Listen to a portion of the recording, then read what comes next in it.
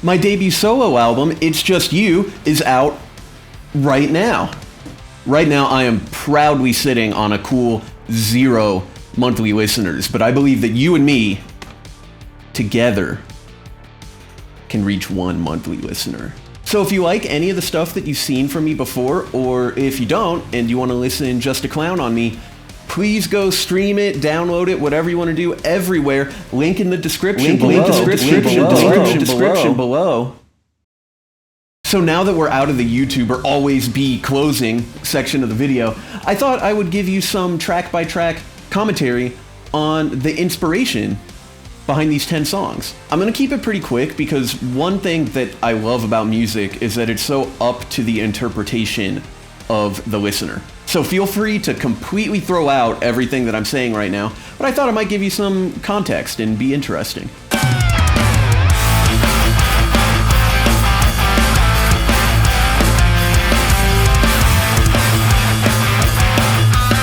There was no other way to start this album than with Category 3.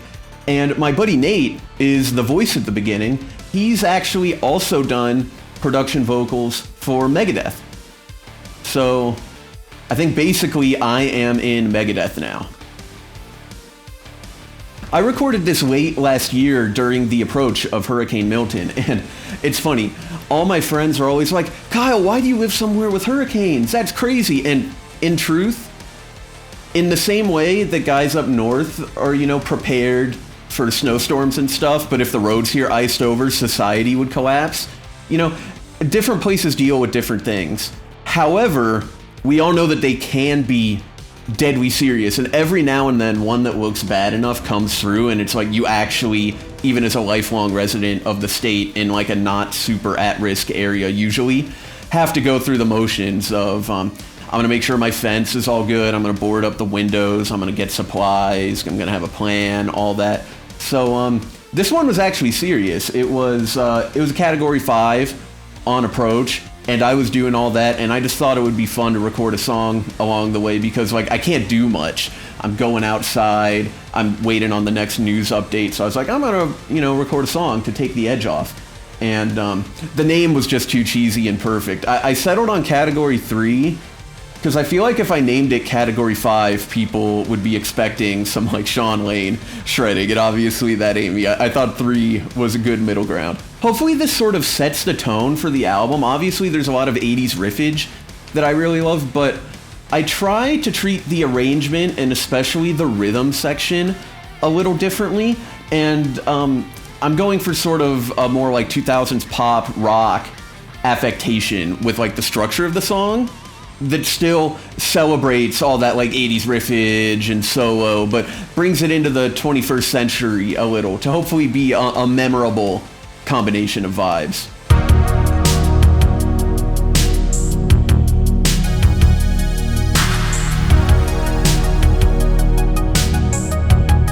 I mess around with electronic music too, and this felt like a really clean way to transition you into the meat of the album. No, I will not be disclosing anything about the title.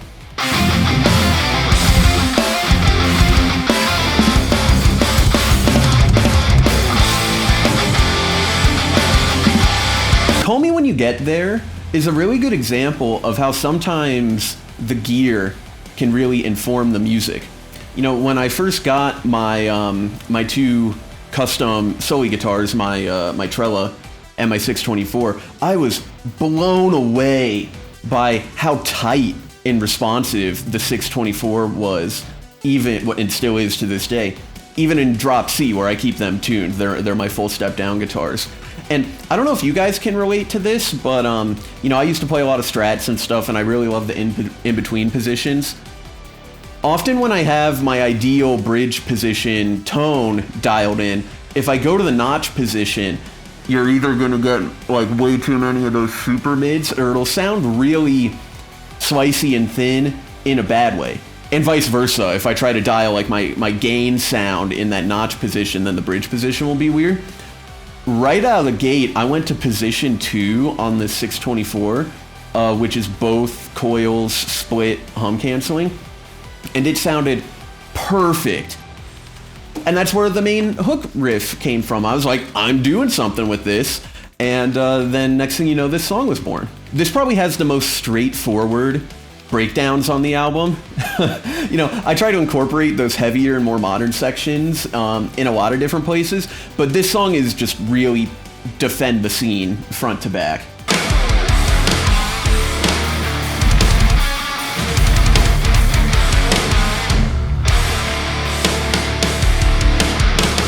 Balance is a song that I always come back to as one of my favorites, even though it may be a little unassuming. Oftentimes these shorter song lengths are in service of trying to keep the music punchier because it's instrumental. So, instead of verse, chorus, you can do verse, chorus, bridge. So that's why a lot of songs on the album wind up being like around 2 minutes, but I really hope that this is an exciting listen that still takes some turns for people. There's actually all the info out there in my past YouTube videos on how to decipher the acronym at the end of the song, but I still don't think anybody will.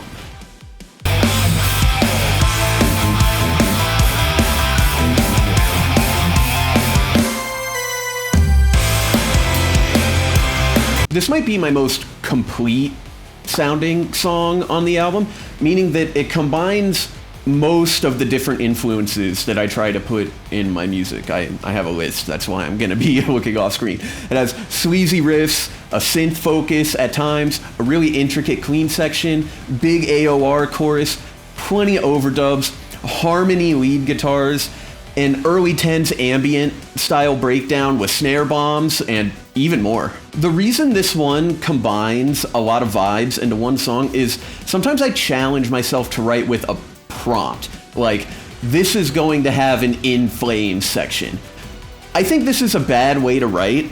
I wouldn't recommend that. It's just what I do sometimes, especially if I'm trying to take like a holistic approach to the song to, incrementally improve my production skills, challenge myself over time. But if you are going to use that method, I definitely recommend using whatever you come up with that comes to mind first once you're in your flow state. If you keep reiterating and working on like, here's the in flames part and I really want to nail it, I want to go for that in flames thing, your song is just going to sound like a bunch of combinations of like rip-offs into like 5 covers in one track. But if you take that inspiration as your starting point and then you allow your mind to wander and you go to other places, that's when you become original. That's when you've done something cool. You have that little grain of an idea starting out, but then your own personality is going to come through. You're going to have a different emotional affectation on it. This easily could have been just like Kyle's song with a Guns N' Roses riff, but I think ultimately I tried to structure it more like a post-hardcore track.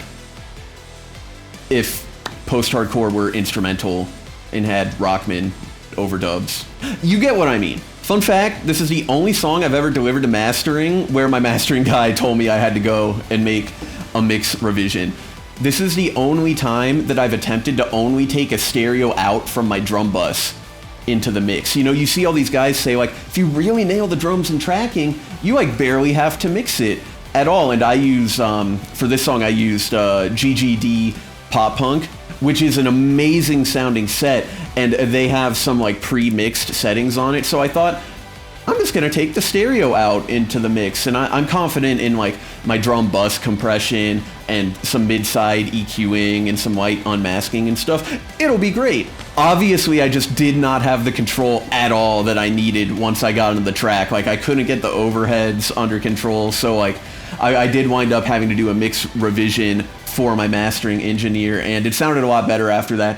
Maybe you guys that are way smarter than me can just take a stereo out of your drums into the mix and nail it. Not me.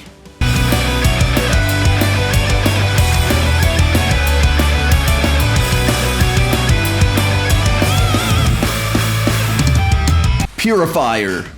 Named as such because Sam Pura kindly sent me all of his plugins from Purified Audio to check out, and this was the result of that. About 80% of what you hear on this track is his plugins. I'd say what I like the most is his room reverb sounds absolutely incredible, especially on drums. It's so realistic and three-dimensional, and it makes you feel like you're sitting in the mix instead of like sitting back here listening to it on monitors. And I also use his multi-mode compressor a lot because I'm not like an auto gain fiend, but I actually found it really useful in certain circumstances. And I like that on top of the 4 compression modes, it also has a THD knob and some EQ built in. So like if a track really just needs a bit of something centered around compression, sometimes I'm choosing this now instead of a channel strip. I think people can tell that I've been listening to a lot of Children of Bodom.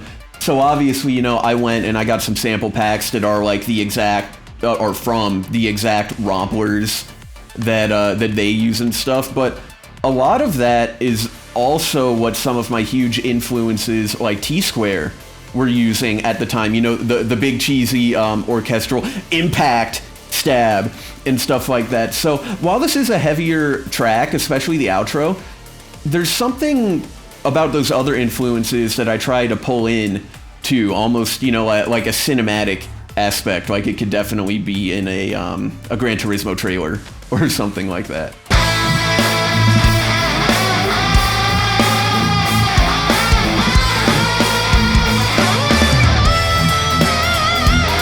Thanks Dan is definitely the most dead-ahead 80s worship track on the album, obviously named for the king of schmo himself, Dan Huff. I wasn't really trying to subvert my 80s influences on this song, as I said I do some other times. I really just went for it straight ahead because I love all those session guys. It's an era of music that I take huge inspiration from, and I think that this might, to me at least, have my favorite solos on the album. I was so in that zone at the time that I recorded this because I was putting together my first guitar rack, which has now obviously been taken apart because that's how racks work, like owning an old hot rod. But that's the fun, right? That's what we tell ourselves, but no, it's fun. I actually had a really killer Nags at this time that I used for one side of the rhythm tracks and also like the cleany, crunchy little mini solo in the middle. I don't really miss guitars, but that was a good guitar. Like it sounded awesome, never gave me any trouble.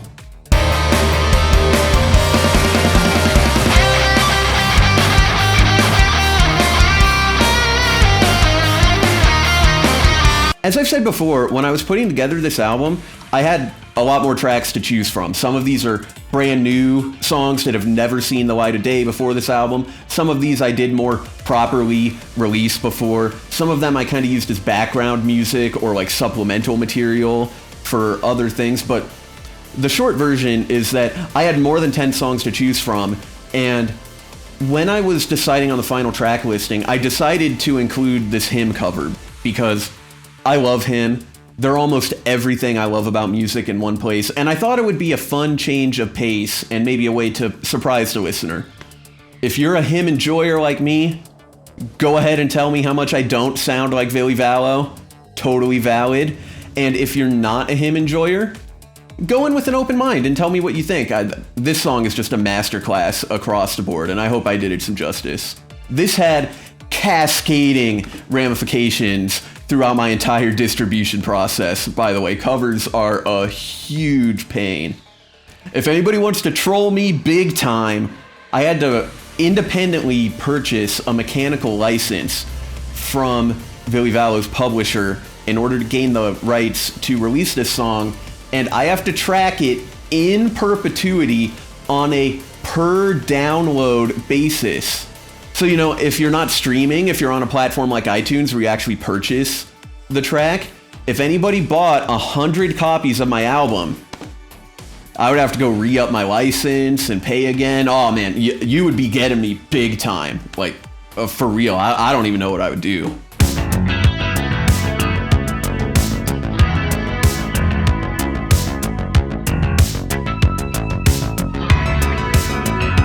Everyone's been asking me about Song 3 Testmaster.wave, and the truth is, originally, I had a very specific 4-song EP planned.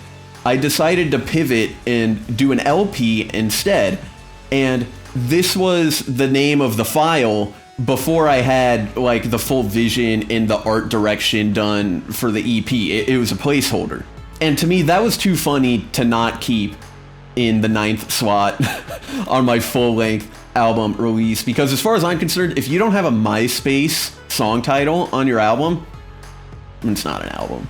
This one's gonna be a curveball for a lot of people.